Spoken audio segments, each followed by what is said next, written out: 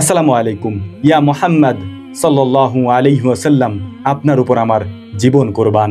এই পৃথিবীর সমস্ত মাখলুক এবং সমস্ত মানুষ থেকে আমরা সব থেকে বেশি ভালো যাকে বাসি তার নাম আকায়ে নামদার তাজদারে মদিনা নবী মুহাম্মদুর রাসূলুল্লাহ সাল্লাল্লাহু আলাইহি ওয়াসাল্লাম। পৃথিবীতে এই ঘটনা খুবই বিরল যে নবী করিম সাল্লাল্লাহু আলাইহি ওয়াসাল্লামের নাম মুখে নিলে সেখানে তাদের বিরুদ্ধে ব্যবস্থা নেওয়া হয়। আল্লাহ নবী সাল্লাল্লাহু আলাইহি ওয়াসাল্লাম কোনো একটি নির্দিষ্ট ধর্মের জন্য আসেননি।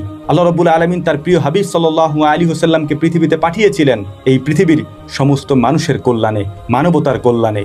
আজ যারা আই লাভ মুহাম্মদ সাল্লাল্লাহু আলাইহি ওয়াসাল্লাম লেখার কারণে তাদের ব্যাপারে ব্যবস্থা নিচ্ছেন, মনে রাখবেন এই দুনিয়া খুবই ক্ষণস্থায়ী এবং আমরা বিশ্বাস করি এই পৃথিবীতে ইমাম মাহদী আলাইহিস সালাম খুব শীঘ্রই আগমন করবেন।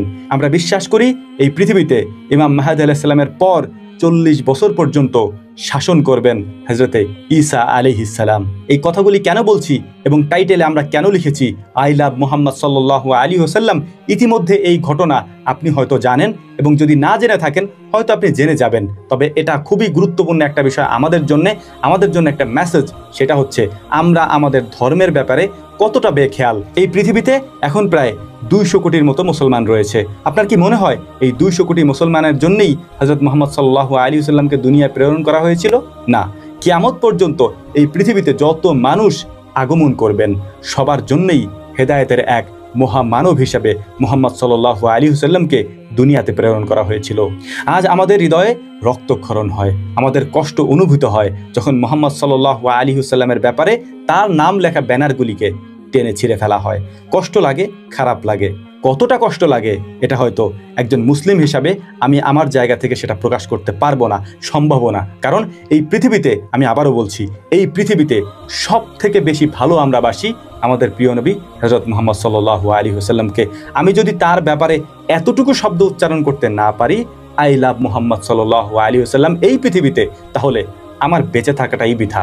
আবারও বলছি, রাসূল সাল্লাল্লাহু আলাইহি ওয়াসাল্লাম কোনো একটা নির্দিষ্ট ধর্মের জন্য আসেননি, তিনি এসেছিলেন মানবতার কল্যাণের জন্য।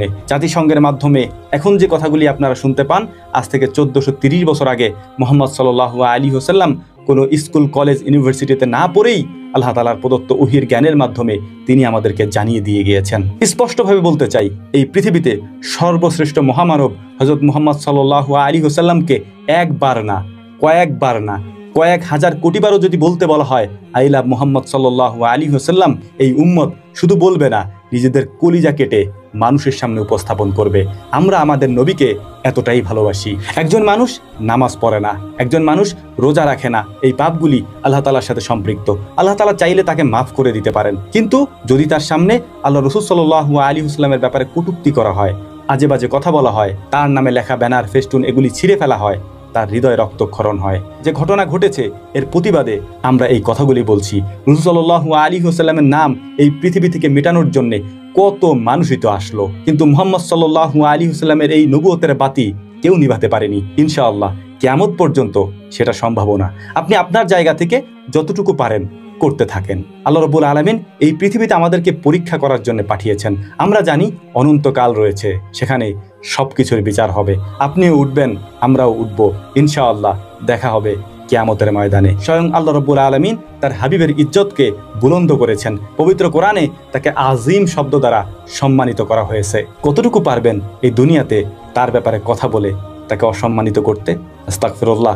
যদি সেটা সম্ভব হতো তাহলে নবী সাল্লাল্লাহু আলাইহি ওয়াসাল্লামের এই নাম দুনিয়া থেকে মিটিয়ে দেওয়া যেত, ইসলামের এই মহান বাণীকে দুনিয়া থেকে মিটিয়ে দেওয়া যেত। কেউ পারেনি, আপনারাও পারবেন না ইনশাআল্লাহ। এ বাতি জ্বলতে থাকবে, এ আলো দিক দিগন্তে ছুটতে থাকবে। কারো ক্ষমতা নেই ইসলামের এই মহান বাণীকে এবং ইসলামের এই মহামানবকে দুনিয়া থেকে আড়াল করার। আশা করি কথাগুলি বুঝতে পেরেছেন। আল্লাহ রাব্বুল আলামিন এগুলি আমাদেরকে বোঝার তৌফিক দান করুন। ওয়া মা তৌফিকি ইল্লা বিল্লাহ। নাসরুম মিনাল্লাহি ফাতহুন কারীব ওয়া আখিরু দাওয়ানা আনিল হামদুলিল্লাহি রাব্বিল আলামিন। আসসালামু আলাইকুম ওয়া রাহমাতুল্লাহি তাআলা ওয়া বারাকাতুহু।